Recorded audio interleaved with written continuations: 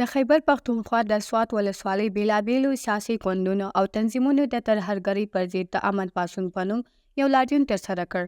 په لاریون کې ګڼ شمېر خلکو ګډون وکړ او د ترهګرۍ پر ضد یې شعارونه ورکړل. ځایي خلک ادعا کوي چې په یاد ایالت کې یو ځل بیا د ترهګرۍ په پلمه یو نوی جنګ ته پلمې لټول کېږي. هغه خلک چې په سوات کې عمل نه پرېږدي، دښمني کوي د پښتنو سره، هغه د ځان پوه دي.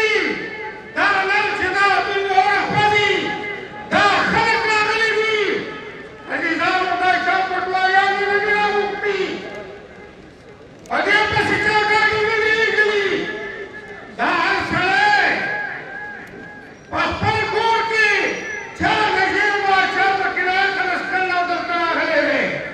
دا خلک په اراده راغلي دي، زموږ په اراده دې خلک ووځي.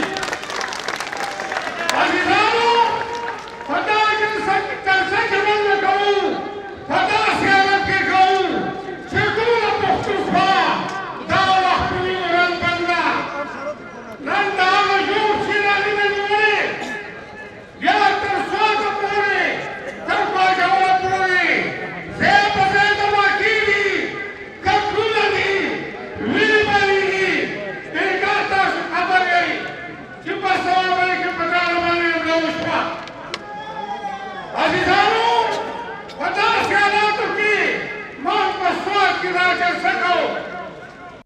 په سوات کې دا لاریون په داسې وخت کې شوی دی کله چې څو ورځې وړاندې د بهرنیو سفارتخانو کسان انتقالونکي کاروان کې د پولیسو موټر په نښه شوی. په دې پیښه کې یو پولیس سرتېری وژل شوی او ګڼ شمېر نور ټپیان شوي وو. د پاکستان د خارجه دفتر ویاندې ممتاز زهرا بلوچ د زیارت پنجشنبې په ورځ وویل چې دوی د سپټمبر په 23مه د خیبر پښتونخوا د سوات د سیلګرۍ سیمې مالم جبه ته د بهرنیو سفیرانو د سفر څخه خبر نه و، چېرته چې هغوی د ترهګرۍ په برید کې خوندي پاتې شوي وو. د ټول بهرني سفیران چې د اسلام آباد د تجارت او صنعت ایمان لخوا په جوړه شوې غونډه کې ګډون کړی و. یا د وی په برید کې ډیپلوماټان خوندي پاتې شول او په خوندي توګه اسلام آباد ته ستانه شوي وو. یا د وی چې په خیبر پښتونخوا ایالت کې یو ځل بیا حتفي وژنې او ورسره چاودنې زیاتې شوې. د یادونې وړ ده چې تېره ورځ د صوابۍ په تاڼه کې هم چاودنه شوې چې پکې یو پولیس مړ او 30 نور ژوبل شول.